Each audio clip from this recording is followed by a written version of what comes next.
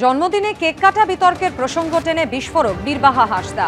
আগামী দিনে ঝান্ডা বাঁধার মতো একটা খুঁটিও যেন বিজেপি না পায়, বাঁকুড়ার তালডাংরার সভায় মন্তব্য করেছেন বনমন্ত্রী। বিজেপির সরকার যদি কোনোভাবে আসে তাহলে ত্রিপুরার মতো এখানেও আমরা গাড়ি ভাড়া পাবো না। আমার মতো গ্রামের ছেলেমেয়েরা যদি কেক কেটে খায় তাতেও কিন্তু বাধা দেবেন বিজেপি, এমনটাই বলেছেন বীরবাহা হাঁসদা। বাঁকুড়ার তালডাংরা সভা থেকে আর কি বলেন তিনি শোনাবেন। বিজেপি সরকার যদি কোনোভাবে আসে, তারা যদি দায়িত্বে আসে, আজকে ত্রিপুরার মতো এখানে কিন্তু আমরা গাড়ি ভাড়া পাবো না, কিংবা আমার মতো মেয়েরা, গ্রাম্য মেয়েরা, গ্রামের ছেলে মেয়েরা যদি কেক কেটে খায় সেটাতেও কিন্তু বাধা দান করবে। তাই আসুন সবাই মিলে অঙ্গীকারবদ্ধ হই, এই বিজয়া সম্মেলনে থেকে আগামী দিন একটাও ঝান্ডা বাঁধার মতো খুঁটি যেন বিজেপি না পায়, সেইভাবে লড়াই করব সবাই মিলে। প্রধানমন্ত্রী স্বপ্ন দেখছে, স্বপ্ন দেখুক, স্বপ্ন দেখতে বাধা নেই। উনি তো নিজেই স্বীকার করছেন যদি বিজেপি আসে, তার মানে ভয় আছে একটা যে বিজেপি আসবে। জনগণ খুঁটি লাগাবে, খুঁটিতে পতাকা লাগাবে বিজেপি, জনগণ প্রস্তুত আছে। আর উনি তো বনমন্ত্রী। উত্তরবঙ্গে এত বড় বন্যা হলো, পুষ্পা 2 আপনারা সিনেমায় দেখেছেন, পুষ্পা 3টাও দেখে নিলেন কিভাবে জলে বড় বড় কাঠ ভেসে আসছে। হ্যাঁ, বনমন্ত্রী চোর, সমস্ত মন্ত্রিত্বই চোর, কয়লা চোর, বালি চোর। ওরা এখন কি বলবে পতাকা লাগাতে দেবো না? জনগণ স্থির করে নিয়ে 2026 নির্বাচনে ভারতীয় জনতা পার্টিকে পশ্চিমবঙ্গে আনবে। বীরবাহা হাঁসদার জন্মদিন পালন নিয়ে এর আগেই কটাক্ষ করে বিজেপি। বীরবাহা হাঁসদা দিদিকে জন্মদিনের শুভকামনা। আপনি জন্মদিন পালনের জন্য ত্রিপুরা এসেছেন জানলে ত্রিপুরার কোনো একটি পর্যটন কেন্দ্রে জন্মদিন উদযাপনের ব্যবস্থা করতাম। সোশ্যাল মিডিয়ায় কেক খাওয়ার ভিডিও পোস্ট করে এভাবেই কটাক্ষ করে ত্রিপুরা বিজেপি। কলকাতা বিমানবন্দরে এসে রওনা দেওয়ার আগে ছোট কেক কিনে খেয়েছিলেন বীরবাহা, তখন সবাইকে উনি কেক খাইয়েছিলেন। ত্রিপুরায় কোনো জন্মদিন পালন হয়নি। সাহস থাকলে বিজেপি দেখা কোথায় জন্মদিন পালন হয়েছে, চ্যালেঞ্জ করেছেন কুণাল ঘোষ। আদিবাসীরা কি কেক খেতে পারে না, এই প্রশ্ন তোলেন বীরবাহা হাঁসদা।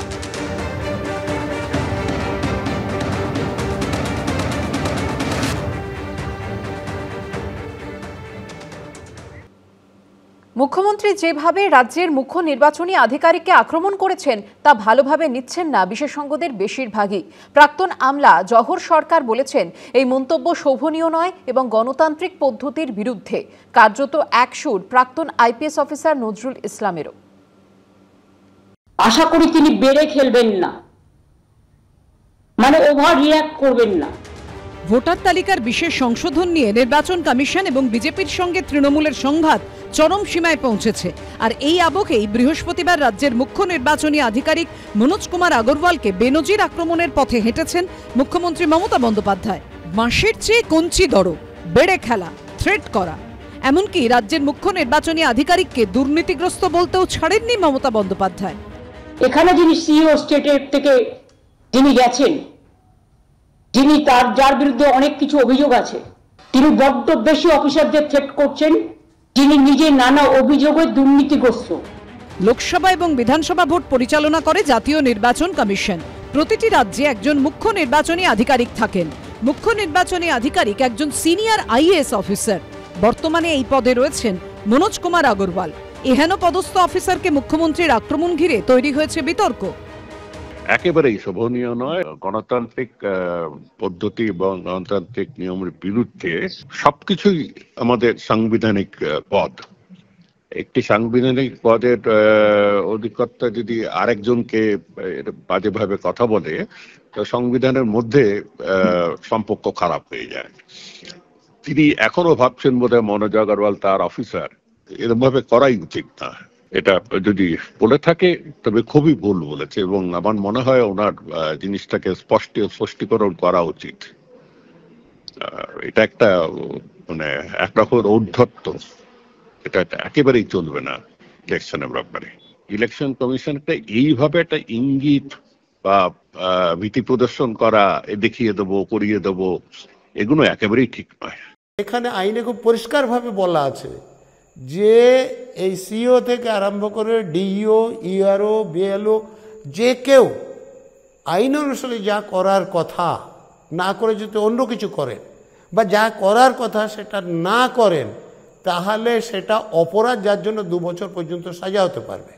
তো তাহলে তাকে সেইটা না করতে বলাও অ্যাবেটমেন্ট। তাহলে মুখ্যমন্ত্রী যেটা করেছেন তার জন্য তার মামলা করলে তার সাজা হয়ে যাবেই, যদি না তিনি সিইওর দুর্নীতির প্রমাণ দিতে পারে।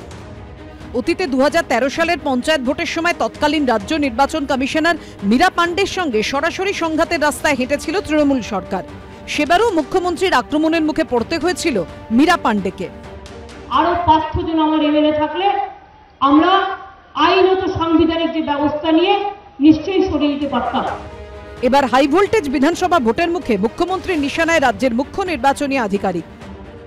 সিইও তার ব্যক্তিগত জীবনে বা তার কর্মক্ষেত্রে কি ধরনের অনিয়ম করেছেন বা কি ধরনের দুর্নীতি করেছেন তার সঙ্গে তো এসআইআর প্রক্রিয়া জড়িত নয়।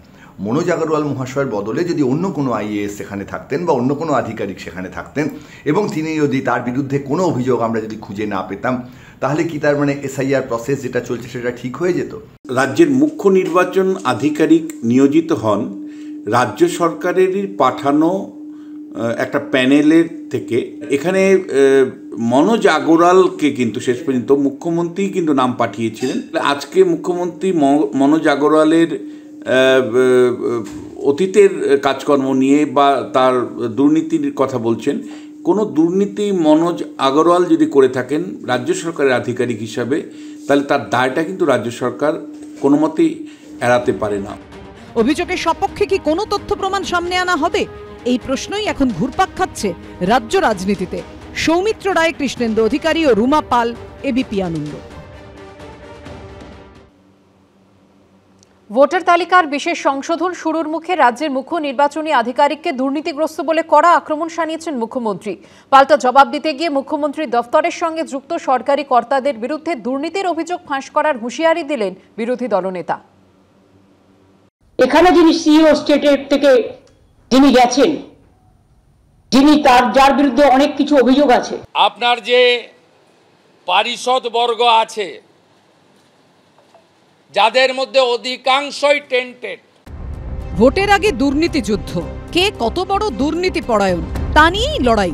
রাজ্যের মুখ্য নির্বাচনী আধিকারিকের বিরুদ্ধে বিস্ফোরক অভিযোগ করেছিলেন মমতা বন্দ্যোপাধ্যায়। এখানে যিনি সিইও স্টেটের থেকে যিনি গেছেন, যিনি যার বিরুদ্ধে অনেক কিছু অভিযোগ আছে, যিনি নিজে নানা অভিযোগে দুর্নীতিগ্রস্ত। পাল্টা মুখ্যমন্ত্রীর ঘনিষ্ঠদের একাংশের দিকে আঙুল তুললেন শুভেন্দু অধিকারী।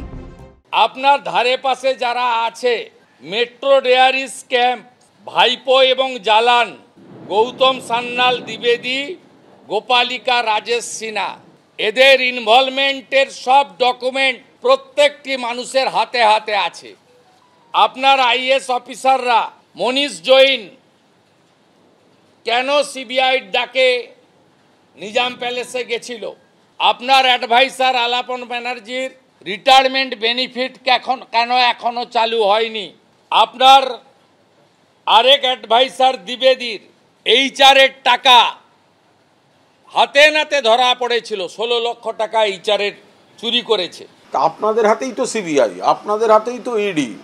তা আপনারা সেখানে বলুন, এইসব কাল্পনিক গল্পগুলো যে ছাড়ছেন, আপনারা বলছেন অমুক দুর্নীতি তমুক দুর্নীতি। আরে ভাই, তদন্ত করছে কে? সিবিআই। কার সিবিআই? বিজেপির। কে তদন্ত করছে? ইডি। কার ইডি? বিজেপি। তা ওনাদের দল, ওনাদের সরকার, ওনারাই সিবিআইডির নাম করে হুমকি দেন, তো খামোকা বাজার গরম করতে আসছেন কেন?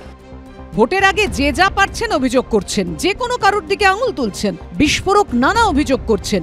কিন্তু প্রশ্ন হলো, তথ্য প্রমাণ কোথায়? তথ্য প্রমাণ প্রকাশ না করে কারো বিরুদ্ধে অভিযোগ করা কি আদৌ সঙ্গত?